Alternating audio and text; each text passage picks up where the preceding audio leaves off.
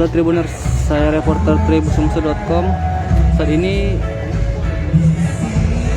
kita akan melihat lebih dekat mobil klasik buatan tahun 1952 pabrikan Opel.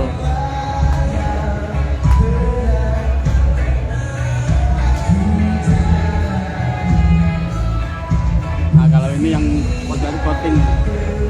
Jadi Opel 1952 ini sudah dilengkapi dengan aksesoris chrome dan memiliki bodi yang terkesan mewah pada zamannya.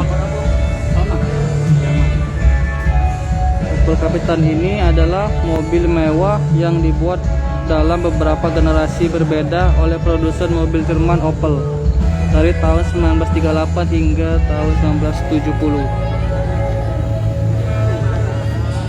Opel Kapitan ini memiliki transmisi 3 kecepatan atau 3 speed dengan mesin 2500 cc.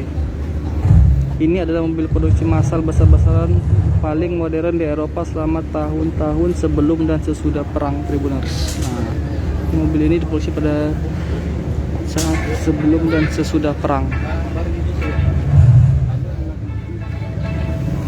Mobil klasik ini yang diburu semua kolektor Tribuners. Banyak kolektor yang memburu mobil Opel Kapitan 1952 ini Tribuners.